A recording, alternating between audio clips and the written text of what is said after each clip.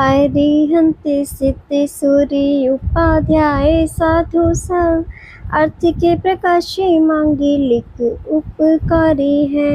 जिनको स्वरूप जान रागते बैई जो भक्ति काय को नमाए स्तुति उच्चारी है। धन्य धन्य तिन्हीं से काज सब आज भय कर जोड़े बार बार वंदना हमारी है। मंगल कल्याण सुख ऐसो हम चाहते हैं। हो मेरे ऐसे दशा जैसी तुम धारी है। हो मेरे ऐसे दशा जैसी तुम धारी है। हो मेरे ऐसी दशा जैसी तुम धारी है। जय जिनेंद्र। हमारे YouTube चैनल जिनमार्ग में आपका स्वागत है। हमारा पद्म पुराण ग्रंथ चल रहा है। आप सब ध्यान से इसको सुनिए और स्वाध्याय का लाभ लीजिए। पर्व 102 लव अंकुश का राम लक्ष्मण के साथ युद्ध। ये दोनों उत्तम पुरुष परम ऐश्वर्य के धारक प्रबल राजाओं पर आज्ञा करते हुए सुख से रहते थे। एक दिन नारद ने कृतांत वक्त से पूछा कि आप सीता को कहाँ छोड़कर आए हो। तब कृतांत वक्त ने कहा कि सिंहनाद नाम की अटवी में छोड़कर आया हूँ। यह सुनकर नारद महादुखी व्याकुल होकर गए और सीता को सिंहनाद अटवी में ढूंढने लगे। ढूंढते ढूंढते दोनों राजकुमारों को एक नगर में क्रीड़ा करते हुए देखे। तब नारद इनके निकट आए। राजकुमारों ने उठकर इनका बहुत सम्मान किया। नारद इनको विनय करते देख अति हर्षित हुए और आशीर्वाद दिया, जैसे राम लक्ष्मण नर नाथ के लक्ष्मी हैं, ऐसे तुम्हारे भी हो। तब ये दोनों भाई पूछने लगे कि हे देव, राम लक्ष्मण कौन हैं और कौन से कुल में उत्पन्न हुए हैं। उनमें क्या क्या और कौन कौन से गुण हैं, कैसा उनका आचरण है। तब नारद एक क्षण मौन होकर पुनः कहने लगे, हे राजकुमारों, कोई मनुष्य अपनी भुजाओं से पर्वत उठाए या समुद्र तीरे तो भी राम लक्ष्मण के गुणों का वर्णन नहीं कर सकते। अनेक मुखों से दीर्घ काल तक उनके गुणों का वर्णन करें तो भी राम लक्ष्मण के गुणों को नहीं कह सकते। परंतु तुम्हारे कहने से मैं किंचित मात्र उनके गुणों का वर्णन करता हूँ। उनके गुण पुण्य को बढ़ाने वाले हैं। अयोध्या नगरी में दुराचार रूप ईंधन को भस्म करने में अग्नि समान, इक्ष्वाकु वंश में चंद्रमा समान, महातेज रूप सूर्य समान संपूर्ण पृथ्वी पर राज्य करने वाले राजा दशरथ थे। वे पुरुष पर्वत समान, उनमें से कीर्ति रूपी नदी निकली। वह संपूर्ण जगत को आनंद देती हुई समुद्र पर्यंत विस्तार रूप फैली। उस दशरथ राजा के राज्य कार्य में धुरंधर 4 पुत्र महागुणवान हुए। बड़े राम, दूसरे लक्ष्मण, तीसरे भरत, चौथे शत्रुघ्न। उनमें राम महामनोहर, सर्व शास्त्रों के ज्ञाता, पृथ्वी पर प्रसिद्ध व छोटे भाई लक्ष्मण एवं सीता सहित पिता की आज्ञा पालने के लिए अयोध्या को छोड़ पृथ्वी पर विहार करते करते दंडक वन में प्रवेश किया। दंडक वन का स्थान महाविषम, वहाँ विद्याधरों का भी आना जाना नहीं। खरदूषण के साथ युद्ध हुआ। रावण ने सिंहनाद किया। उसको सुनकर लक्ष्मण की सहायता के लिए राम गए। पीछे से सीता को रावण हरकर ले गया। तब राम से सुग्रीव, हनुमान, विराजित आदि अनेक विद्याधर आकर मिले। राम के गुण रूपी अनुराग से वश हुआ है हृदय उनका। वे सभी विद्याधरों को साथ लेकर राम लंका में गए। रावण को जीत सीता को लेकर अयोध्या आए। स्वर्गपुरी समान अयोध्या को विद्याधरों ने बनाया। वहाँ राम लक्ष्मण पुरुषोत्तम नागेंद्र समान सुख से राज्य करते हैं। राम को तुमने अब तक कैसे नहीं जाना, जिनके लक्ष्मण जैसा भाई, उनके हाथ में सुदर्शन चक्र का आयुध, एक एक रतन की हजार हजार देव सेवा करते। ऐसे 7 रतन लक्ष्मण के और 4 रतन राम के। उन्होंने प्रजा के हित के लिए महासती जानकी को तजी। उन राम को संपूर्ण लोग जानते हैं। ऐसा कोई पृथ्वी पर मानव नहीं जो कि राम को नहीं जानते हो। इस पृथ्वी की क्या बात, स्वर्ग में देव एवं इंद्र भी राम के गुणों का वर्णन करते हैं। तब अंकुश ने कहा, हे प्रभु, राम ने जानकी को क्यों छोड़ा? यह वृत्तांत मैं सुनना चाहता हूँ। तब सीता के गुणों में है धर्मानुराग जिनका, ऐसे नारद आंखों में आंसू बहाते हुए कहने लगे, हे राजकुमारों, वह सीता सती, उनका जन्म उत्तम कुल में हुआ। महापतिव्रता, शीलवान, गुणवान, आगम ज्ञान में प्रवीण, श्रावक की क्रियाओं में लीन, राम के 8,000 रानियां, उनकी शिरोमणि पटरानी सीता, लक्ष्मी, कीर्ति, धृति, लज्जा, उनको पतिव्रता से जीतकर साक्षात जिणवानी सम्मान है। कोई पूर्व में किए हुए पाप कर्म के उदय से अज्ञानी जीव महासती सीता जी का लोग अपवाद करने लगे। इसलिए श्री राम ने दुखी होकर निर्जन वन में छोड़ी। दुर्जन लोगों के शब्दों से दुखी हो वह सती सीता महाकष्ट को प्राप्त हुई। महाकोमल शरीर, उसमें अल्प कष्ट भी सहन नहीं कर सकती, तो महागहन वन में अनेक दुष्ट जीवों से भरा उनमें सीता कैसे जीवित रहेगी? मालती पुष्प की माला दीपक की गर्मी से मुरझा जाती है, तो दावा नल की अग्नि को कैसे सहन कर सकती है? दुष्ट जीवों को जीभ सर्प समान निरपराधी जीवों को क्यों डसती है? पुण्यशाली जीवों की निंदा करते हुए दुष्ट जीवों के जीभ के 100 टुकड़े क्यों नहीं होते हैं? वह महासती पतिव्रता, सतियों में शिरोमणि, शील धर्म में दक्ष आदि अनेक गुणों से प्रशंसा करने योग्य अत्यंत निर्मल परिणामी महासती, उनकी जो निंदा करते हैं उनको इस भाव एवं परभाव में महाकष्ट भोगना पड़ेगा। ऐसा कहकर सीता के दुख रूपी शोक से दुखी होकर नारद ऋषि ने मौन धारण कर लिया, विशेष कुछ बोल नहीं सके। यह सुनकर अंकुश कुमार बोले, हे स्वामिन, भयंकर वन में राम ने सीता को छोड़ा, वह अच्छा नहीं किया। यह कुलवानों की रीति नहीं है। लोग अपवाद दूर करने के अनेक उपाय हैं। ऐसा अविवेक का कार्य ज्ञानवान लोग क्यों करते हैं? अंकुश ने तो यही कहा, परंतु अनंग लवण बोला, यहाँ से अयोध्या कितनी दूर है? तब नारद ने कहा, यहाँ से अयोध्या 108 योजन है, लगभग 2000 किलोमीटर, जहाँ भी श्री राम विराजमान है। तब लव अंकुश दोनों राजकुमार बोले, हम राम लक्ष्मण से युद्ध करने जाएंगे। इस पृथ्वी पर ऐसा कौन है जिनकी हमारे आगे इतनी प्रबलता? नारद से दोनों भाइयों ने ऐसा कहा। और राजा विजयजंग ने से कहा, हे मामा, सूर्य देश, अंग देश, सिंधु देश, कलिंग देश इत्यादि अनेक देशों के राजाओं को आज्ञा पत्र भेजो, संग्राम का पूर्ण सरंजाम सहित शीघ्र ही आए। हमारा अयोध्या की तरफ कूच है। हाथी, मदोमद, वायु समान घोड़े, रण संग्राम में विख्यात योद्धा, जो कभी संग्राम में पीठ नहीं दिखाते हैं, उनको साथ ले लो। सब शस्त्र संभालो, कवच की मरम्मत कराओ, युद्ध के नगाड़े ढोल बजाओ, शंखों के शब्द कराओ, सभी सेना को युद्ध का विचार प्रकट करो। इस प्रकार आज्ञा देकर दोनों वीर मन में युद्ध का निश्चय कर बैठे। मानो दोनों भाई इंद्र ही हैं। देवों के समान देशों के राजा उनको एकत्रित करने को तैयार हुए। तब राम लक्ष्मण पर कुमारों का युद्ध सुन सीता रोने लगी। सीता के समीप नारद ऋषि को क्षुल्लक सिद्धार्थ कहने लगे, यह अशोभन कार्य आपने क्यों कराया? रण में युद्ध करने का उत्साह जिनमें ऐसे आप पिता और पुत्रों में क्यों विरोध का कार्य किया? अब किसी भी तरह यह विरोध दूर करो। कुटुंब में भेद करना उचित नहीं। तब नारद ने कहा, मैंने तो ऐसा कुछ जाना नहीं।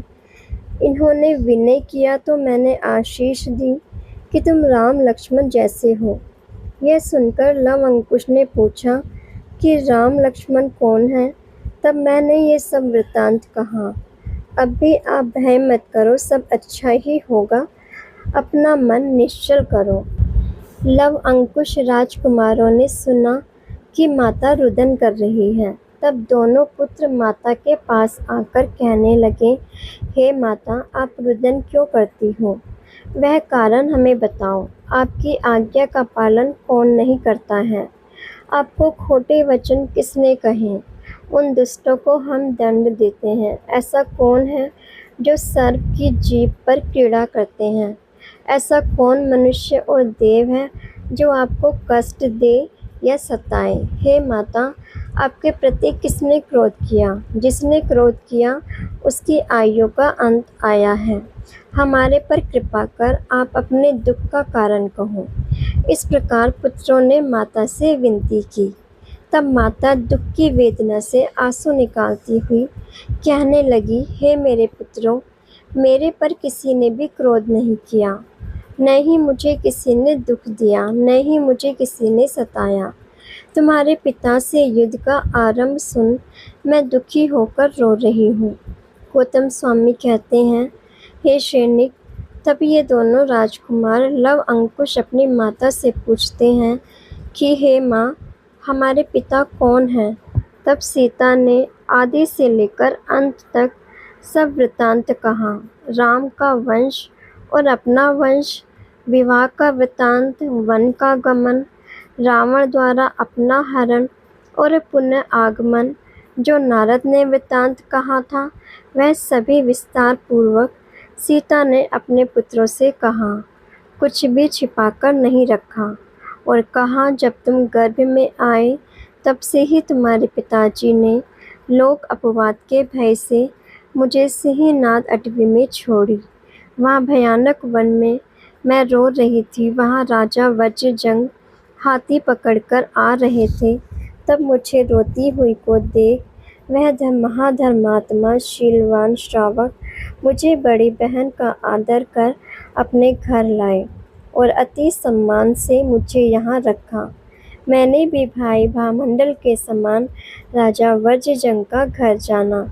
तुम्हारा यहाँ सम्मान हुआ। हे पुत्रों, तुम श्री राम के पुत्र हो।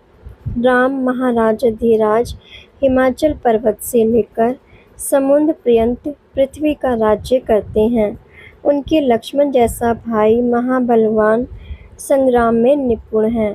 न जाने मेरे स्वामी की अशुभ बात सुनूं अथवा तुम्हारी या मेरे देवर की, इसलिए दुखी मन से आर्त ध्यान पूर्वक रो रही हूँ और कोई कारण नहीं। यह सुनकर दोनों पुत्र प्रसन्न हुए और माता से कहने लगे, हे माता, हमारे पिता महाधनुषधारी, लोक में श्रेष्ठ, लक्ष्मीवाण, विशाल कीर्ति के धारक हैं। उन्होंने अनेक अद्भुत कार्य किए हैं, परंतु आपको वन में छोड़ा वह अच्छा नहीं किया। इसलिए हम शीघ्र ही जाकर पिता और चाचा का मान भंग करेंगे। आप विषाद मत करो, दुखी मत हो, चिंता नहीं करो। तब सीता ने कहा, हे पुत्रों, हे राजकुमारों, वे तुम्हारे गुरुजन हैं, उनसे विरोध करना योग्य नहीं। तुम अपना मन शांत करो। महाभक्ति पूर्वक जाकर विनय सहित पिता एवं चाचा को प्रणाम करो, यही नीति का मार्ग है। तब पुत्र कहने लगे, हे माता, हमारे पिताजी शत्रु भाव को प्राप्त हुए हैं, हम कैसे जाकर उनको प्रणाम करें और दीनता के वचन हम कैसे कहें? हे माता, हम तो आपके पुत्र हैं, इसलिए रण संग्राम में हमारा मरण हो जाए तो हो जाए, परंतु हम जैसे योद्धाओं से कायर शब्द तो नहीं कहे जा सकते हैं। ऐसे शब्द पुत्रों के सुन सीता मौन लेकर बैठी, परंतु मन में चिंता बहुत है। दोनों कुमारों ने स्नान कर भगवान की पूजा की, मंगल पाठ पढ़ा, सिद्धों को नमस्कार कर माता को शांति, संतोष, दिलासा देकर विनय पूर्वक प्रणाम कर माँ का आशीष ले महामंगल रूप हाथी पर बैठे मानो चांद सूर्यगिरी के शिखर पर बैठे। अयोध्या नगरी में राम लक्ष्मण के ऊपर युद्ध के लिए चले। जैसे राम लक्ष्मण लंका पर चले थे, इनका कूच सुन हजारों योद्धा पुंडरीकपुर से निकले। सभी योद्धा अपने अपने सैनिकों को बुलाते जा रहे हैं। वो जाने मेरी अच्छी दिखे, वो जाने मेरी अच्छी दिखे। महाकटक सहित नित्य ही 1 योजन 13 किलोमीटर प्रमाण चलते हैं। पृथ्वी की रक्षा करते हुए चले जा रहे हैं, किसी का कुछ बिगाड़ते नहीं। दोनों राजकुमारों का प्रभाव आगे आगे बढ़ता जा रहा है। मार्ग में राजा लोग आकर के अनेक प्रकार की भेंट चढ़ाकर मिलते हैं। 10,000 कर्मचारी कुदाल आदि अनेक आगे आगे ऊंची नीची जमीन को बराबर करते हुए चले जा रहे हैं। हाथी, ऊंट, भैंसा, बैल, घोड़ा, खच्चर खजाने भरकर ले जा रहे हैं। आगे आगे मंत्री चल रहे हैं। प्यादे हिरणों के समान उछल उछल कर चल रहे हैं। तुरंग पवन समान तेजी से चल रहे हैं। शंखों की ध्वनि हो रही है। हाथी घंटों की ध्वनि से अपनी गर्जना करते चले जा रहे हैं। हाथियों पर सेना चढ़ी। महावतों ने हाथियों को इस प्रकार सिखाया है जो अपनी सेना और परसेना के शब्द पहचानते हैं। कोई घोड़ों पर, कोई रथों पर, कोई प्यादों से अपनी अपनी वाहनों पर गर्व से भरे चले जा रहे हैं। वो जाने मैं आगे चलूं, वो जागने मैं आगे चलूं। शयन आसन, पान सुपारी, सुंदर वस्त्र, पौष्टिक भोजन, सुगंधित सामग्री मन प्रसन्न की देते जा रहे हैं। उससे सेना के सभी लोग बहुत सुखी एवं प्रसन्न हैं। किसी को किसी प्रकार का कोई दुख नहीं। कदम कदम पर कुमारों की आज्ञा से अच्छे अच्छे मनुष्यों को अनेक प्रकार की वस्तुएं देते हैं। उनको यही कार्य सौंपा है, वे बहुत सावधानी पूर्वक करते हैं। अनेक प्रकार के भोजन, जल, मिष्ठान, नमकीन, दूध, दही, घी, अनेक प्रकार के रस, तरह तरह के भोजन की वस्तुएं आदर पूर्वक देते हैं। संपूर्ण सेना में कोई भी दुखी नहीं। भूख प्यास, मलिन वस्त्र, फटे कपड़े आदि से कोई चिंतित दिखाई नहीं देता है। सेना रूपी समुद्र में नर नारी अमूल्य आभूषण, अनुपम सुंदर वस्त्र से महारूपवान सुंदर हर्षित दिखते हैं। इस प्रकार महाविभूति सहित सीता के पुत्र चलते चलते अयोध्या देश के समीप आए, जैसे स्वर्ग में इंद्र आते हैं। उन देशों में गेहूं, जौ, चावल आदि फल फूल रहे हैं और गन्ने के खेत जगह जगह भरे हुए हैं। पृथ्वी अन्न, जल एवं धन से पूर्ण है।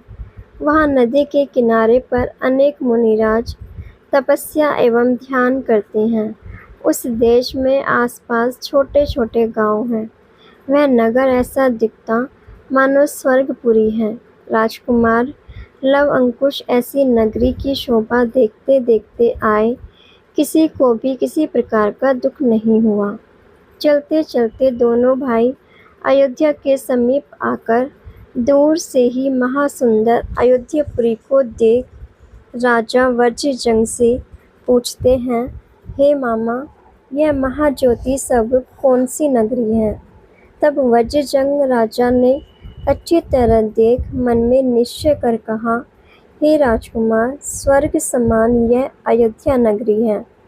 अयोध्या के चारों तरफ स्वर्णमयी कोट अति सुंदर उसकी ज्योति चमक रही है।